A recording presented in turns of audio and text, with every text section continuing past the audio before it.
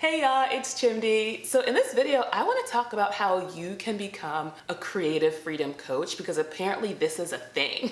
Like, I thought I had picked and honestly kind of created my own niche as a coach, and it was influenced by my own experience of being a YouTube creator, thinking about how I could support people given my own experience.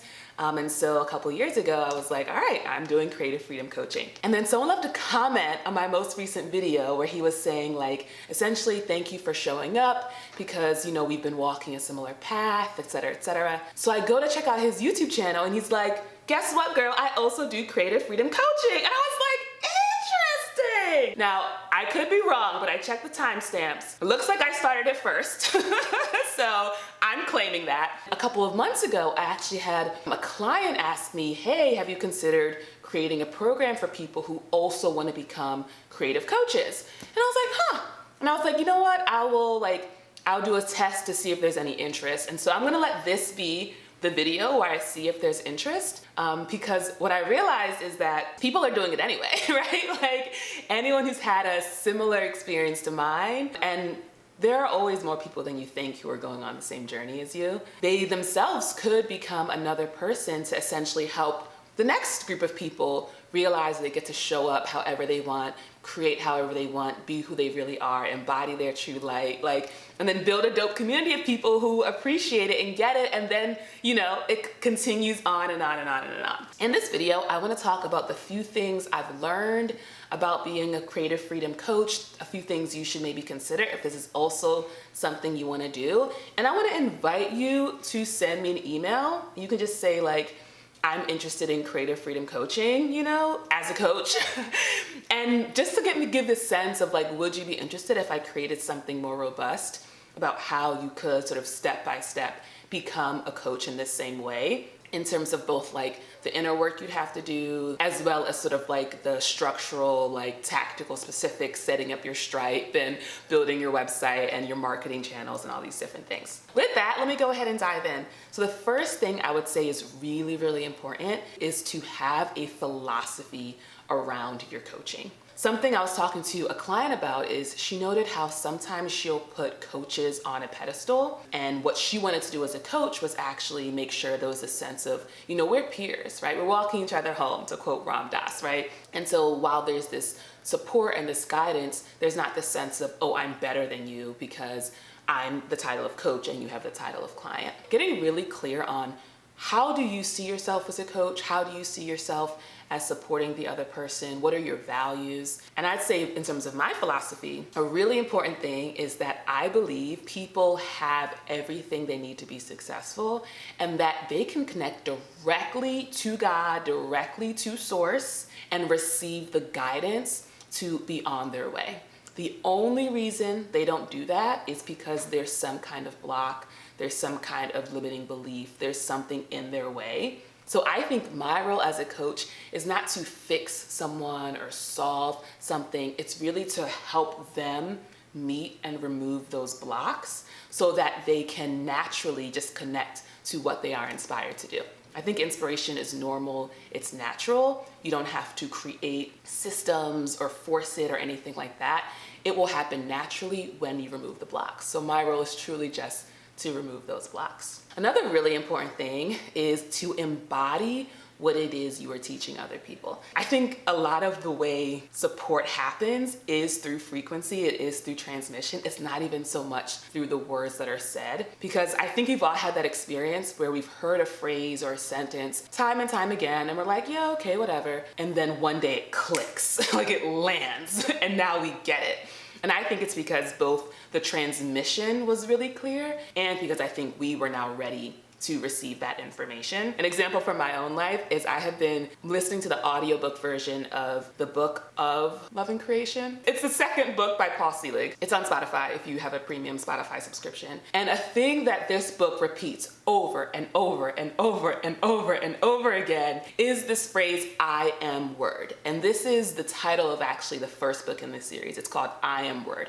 So I've been hearing this phrase. I will start listening to this book and reading this book a year ago. So I have been familiar with this phrase, listening to the audiobook for over a week now, listening. Yesterday, for the first time, it clicked, because there's this phrase in the Bible, in the beginning was the Word, and the Word was with God, and the Word was God. And so I've been thinking about that phrase when I hear I am Word. And so this book will have you do things like say, I am Word through the person I see before me. I am Word through my body, basically connecting you to who you really are. The book is basically about you embodying Christ consciousness. And so I was like listening last night. I think I was actually meditating on this idea, and it really clicked. Like, oh, there's not like God over there and then me over here.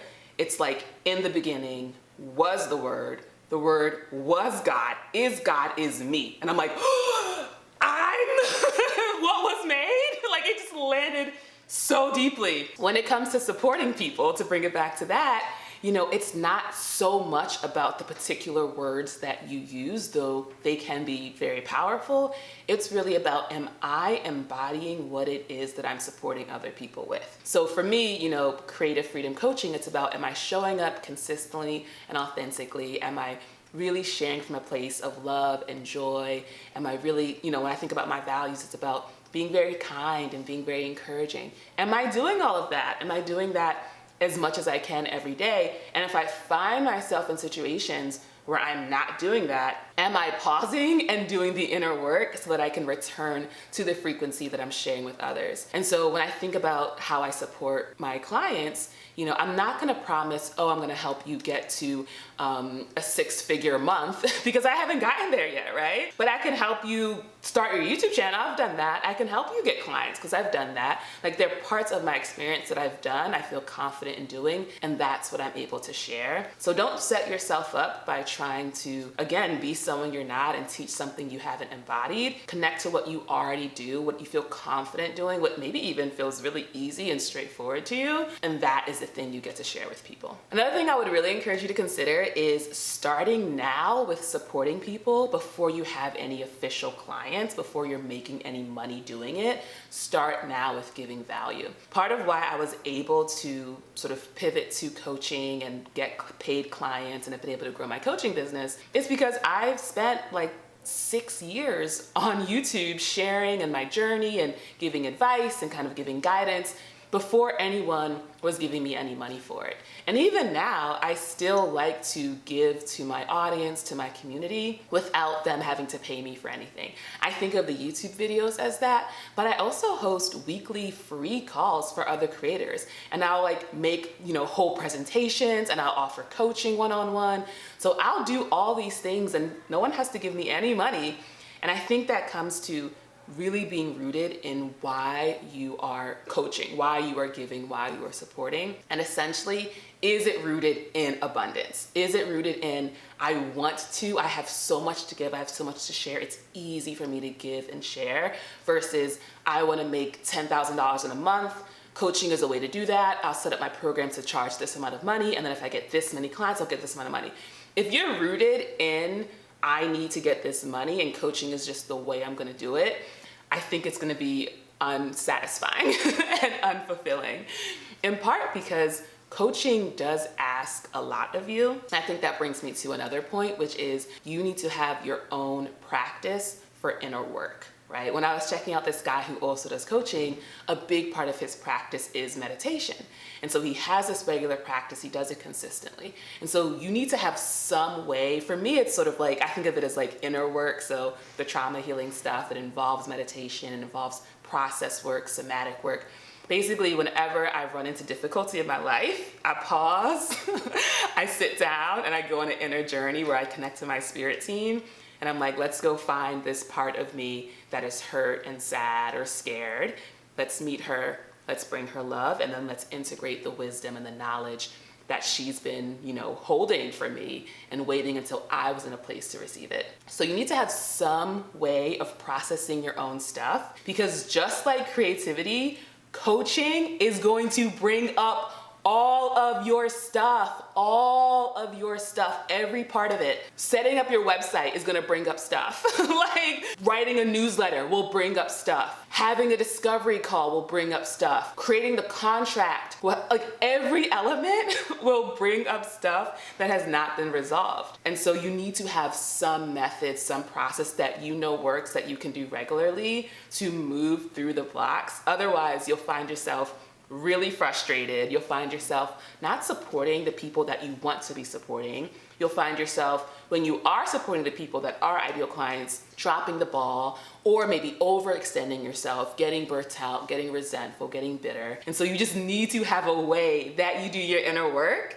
so that you can actually move forward. So those are some of the more like emotional things that I want to share. In terms of best practices, I would say having systems on the back end. You can kind of create them as you go, like as there is demand, as there is need. But for instance, I host my like coaching on Google. So literally I have a template I've created with the Google folders where I keep like client notes and client like recordings of our meetings. I have a paid Zoom account that I use. I have a welcome email that's a template that I send out to everyone who joins the program. I have a structure for how the coaching goes over the course of the 3 months that I communicate with my clients so they sort of know, you know, this is where we're going. This came from me, right? Like I'm someone who really likes structure. Not everyone likes structure, but I'm like, so we're gonna be meeting every week for 12 weeks. Like I like structure, it feels good. And so I then attract people who like it too. And I also find that people feel very safe when you know what you're doing and you know how you do it. And you don't need to have it all figured out right away, but essentially you wanna take every client, every experience, and you wanna learn from it to further refine your practice. And then I'll share one final thing, which I heard a lot when I first started coaching, and I always thought it was how the coach plugged themselves, which was hire support, hire a coach, get help. And I was like, you're just saying that because you want me to pay for your coaching, right? And then I actually did it, and it is great. It is amazing. I will forever recommend my business coach. Her name is Elle Crawford. You can find her on Instagram. I did her 3-month coaching program back in 2023, maybe, top of 2023. Amazing. Amazing. Literally, I don't know if she's raised her prices since then. I signed up for her coaching, paid like $3K. Within a couple weeks, I had signed a full-time, paid in full 3-month coaching client. So and my price back then was $3K. Prices have since gone up. Immediately return on investment. I think part of that is energetic, right? Like when we align to being committed to doing all the things, then life mirrors that back to us. But I think part of it too was the actual education that I got from her program, like even down to the script that I used to do my discovery calls. I used to approach discovery calls like, we're just gonna get on here and my thinking was, I'm gonna just help you and then you'll see how helpful my coaching was, and then you'll hire me to be a coach. Now that works sometimes, but instead she was like, girl, this is a template, step by step by step by step. This is how you connect to the psychology to get the person to understand why they need your support, why they weren't able to get where they wanna be without your help, and then it was such a game changer, and I knew I had made the right choice because so many people in the calls themselves would be like, oh, thank you so much for asking these questions. Like they were glad that I had that structure. And I even did a recent testimonial video with a client, and she said, you know, the thing that got me to sign up was this particular question you asked. And that question came from my business coach. So even down to how I do my testimonials and like the list of questions that I use came from that template. So essentially when you hire a coach, you go from having to figure everything out yourself through trial and error to actually having someone who's been there, done that, masters it, embodies it, and then they're like here. And ideally if it's someone who loves what they do, they're joyfully like, let me share all this great stuff with you and help you and encourage you and cheer you along. And you're like, yes, thank you, thank you.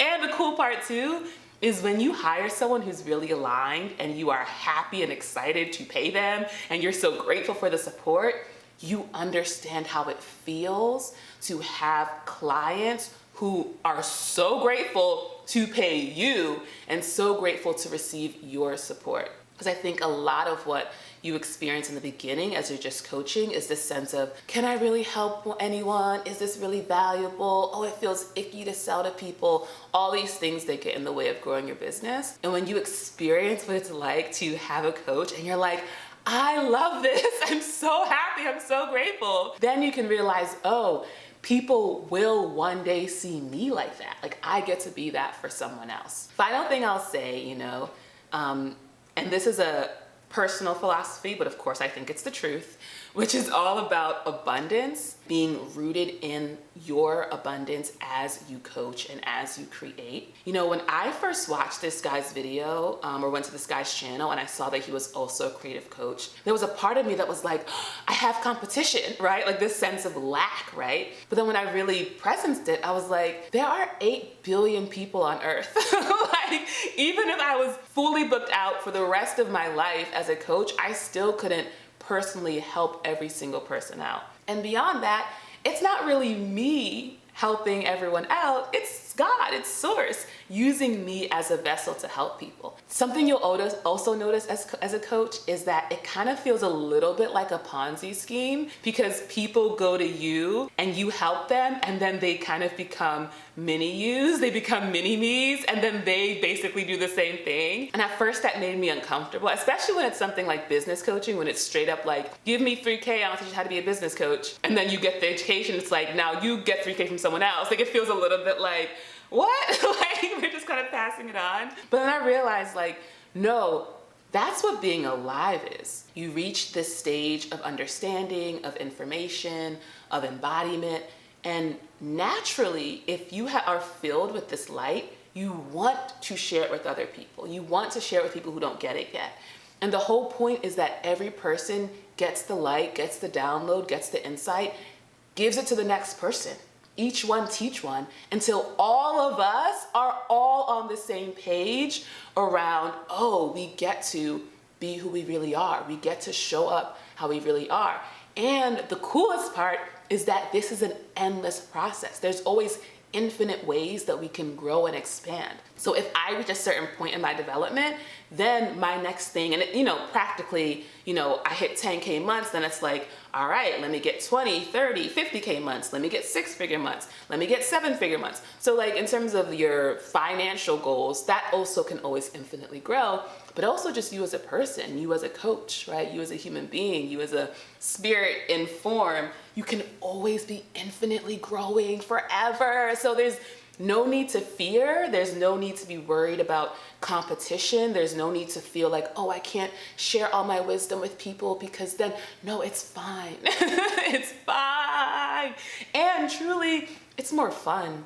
It's just so much more fun to be giving from a grounded place of abundance, not from a place of, oh no, I have to give so people like me. That's something else. If you are genuinely grounded in your abundance and your giving, it's so freaking fun. And girl, I'm assuming it's a girl who's listening. As one of my clients says, girl is gender neutral. Girl, you will make so much money. You'll make so much money. Like your relationship to money will totally change. That's a separate thing. You got to do a bunch of inner work around money, but there's a lot in it.